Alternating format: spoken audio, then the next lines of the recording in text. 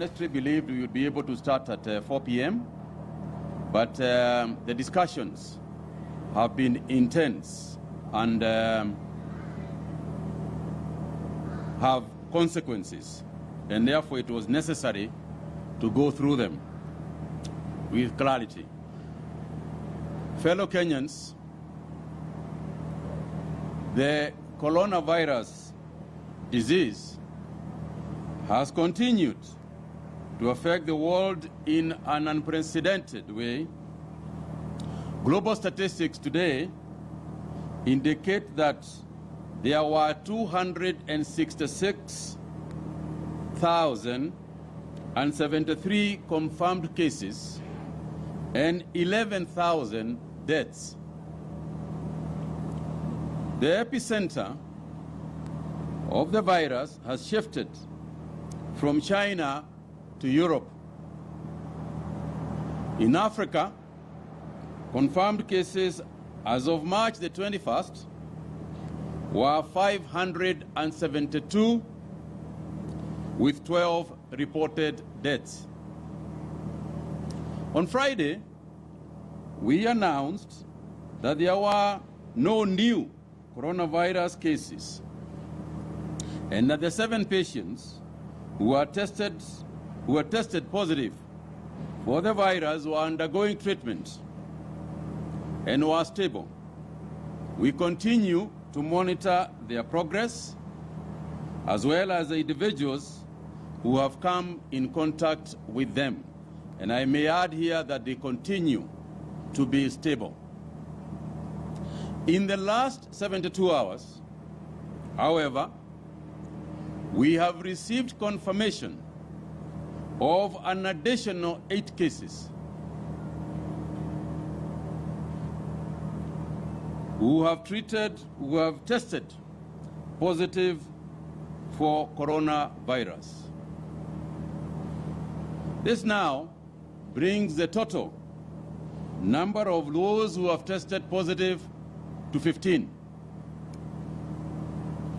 Out of the latest 8 cases, 5 are Kenyans and 3 are foreign nationals. The foreign nationals are 2 French people and 1 Mexican.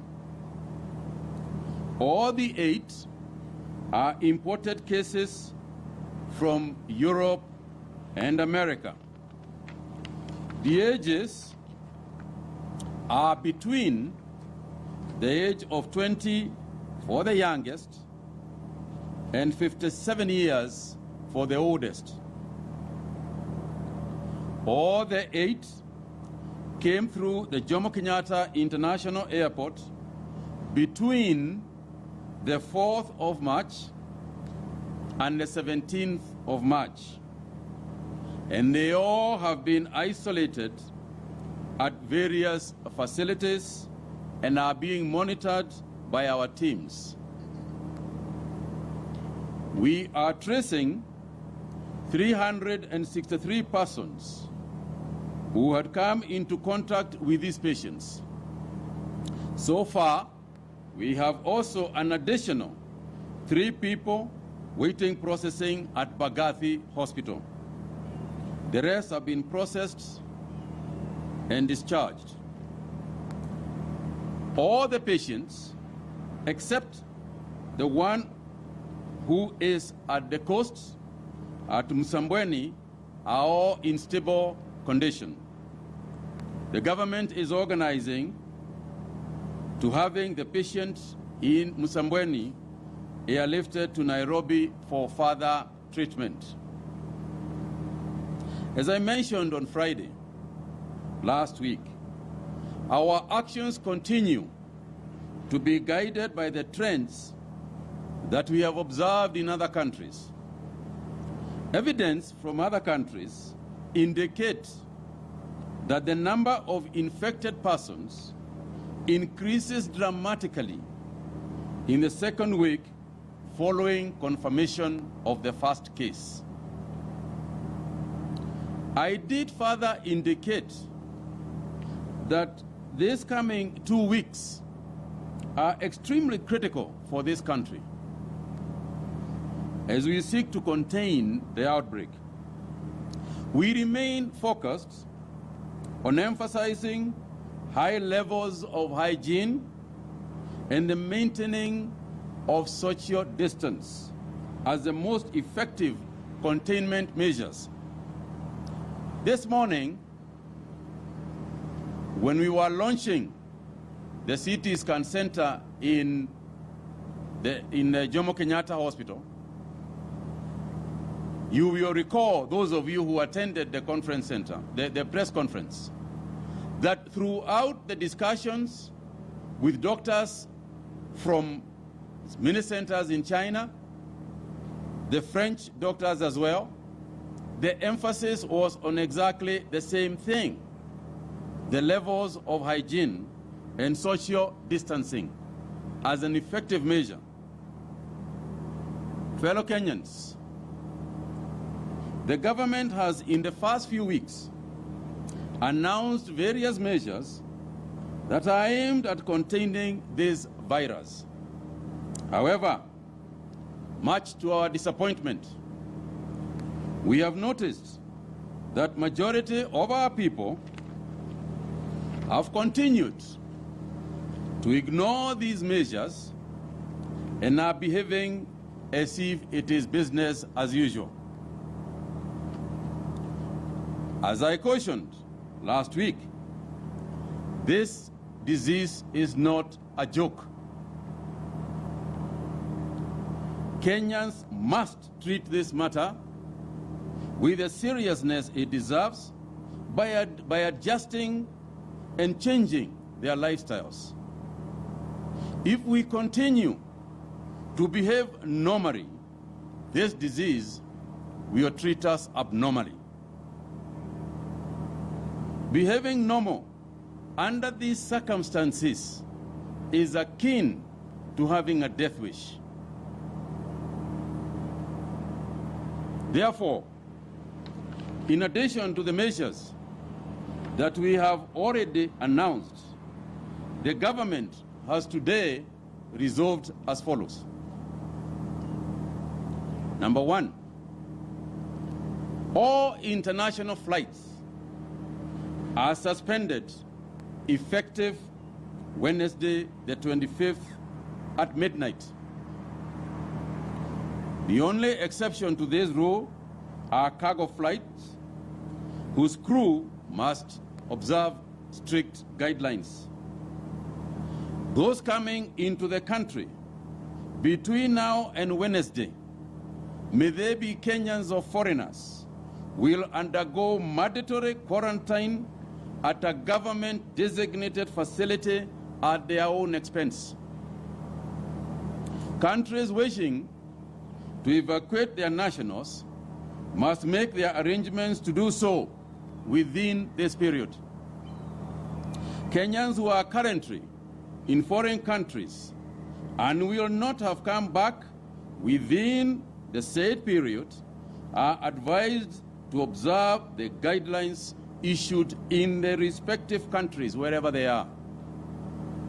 Number two, whereas we had allowed Kenyans and foreigners with valid residence permits to come into the country, we have observed that there are those who are not observing self-quarantine protocol. Consequently, NAC has decided that all persons who violate the self-quarantine requirement will be forcibly quarantined for a full 14 days at their cost, and thereafter arrested and charged in accordance with the Public Health Act.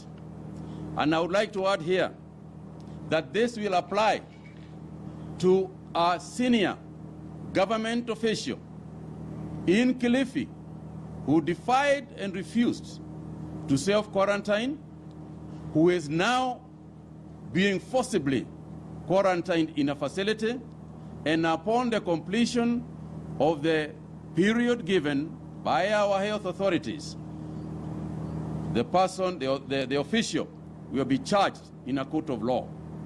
And this will be followed by each and every person who violate this. I would like to urge, particularly those students traveling from the UK, traveling from the US and other countries, to observe this rule very strictly. And it will be enforced. And further, I would like to appeal to the younger people who are coming not to be close whatsoever to the older persons, because as has been shown by statistical evidence elsewhere, as soon as the young people come into close proximity with older people, the older people begin to die. So even as we talk about quarantining and we talk about distancing, it is important for people to remain alive to the fact that the older people are a lot more vulnerable. 3, effective midnight tonight, all bars will remain closed until further notice. Restaurants are to remain open, but only for purposes of facilitating takeaway services. This is meant to secure the social distance requirement, noting that the increased risk of transmission that those facilities can cause. Further, in order to give effect to the social distance requirement in public transport sector, all public service vehicles must adhere to the directive issued on Friday, March the 20th, failure to which the respective SACCO licenses will be revoked. The Inspector General of Police, who is present with us here today, has been directed to enforce this directive.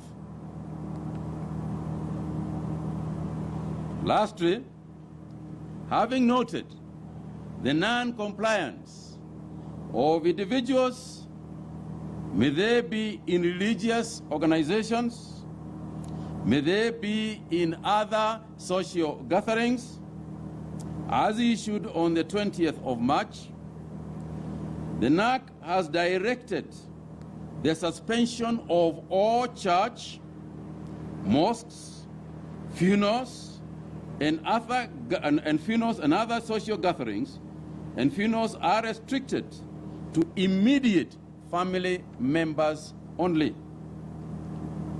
Members of the Fourth Estate, you will remember that the experience of Italy started exactly the way we are behaving, where we have told people not to go into gathering, but some of them have decided, because of tithe and because of contributions in a church or because of contributions in other gatherings, that they must continue to do so. We all know what is happening in Italy today. Yesterday, 789 people lost their lives in 24 hours. There is nothing that we have done that is not going to give us exactly the same experience if we exhibit exactly the same behavior. It would be responsible of this government to allow this sort of behavior to continue, knowing very well what consequences they are. When you go into this kind of social gatherings, it is almost like committing suicide in the long run, in the medium term. And the social media today is abuzz with individuals who are nauseated by the behavior that Kenyans are exhibiting, even as we know the circumstances that are ahead of us. Once again, we are aware that these measures may be inconvenient, but I assure you that they are necessary to meet the objective of keeping Kenyans safe. Long after coronavirus has been secured, we will still have weddings, we will still have churches, we will still have mosques. But what is the point of continuing with these institutions as if nothing is happening and cut your gathering post-coronavirus by half? What is the logic? What is it that I do not understand when we tell Kenyans this is not a joke? So in the coming week, you will be observing enforcement measures that the government will have to take to make sure that what we are saying is correct. Even gatherings within the streets that are unnecessary should not be held. Stay at home. Stay at home. If you are not doing anything in the town, if you are not doing anything in the shopping center, if you are not doing anything in the dukas and kiosks, if you are not doing anything in the market, we should only be opened along guidelines that the security operators are going to observe. Go home. Stay at home. People are getting sick because they came in touch with somebody else. The people we are talking about, the 8 people we are talking about, some of them are tourists. They have been to the pubs, they have been to the hotels, they have come in touch with some of us, and you don't know, as you speak next to your colleague, you don't know who is sick. And therefore we are saying this is not business as usual, and we will ensure that it will not be. I would like to ask the PS, Karanja Kibisho, to also say 1 or 2 things before also I ask the IG to speak to some of the points that we have raised.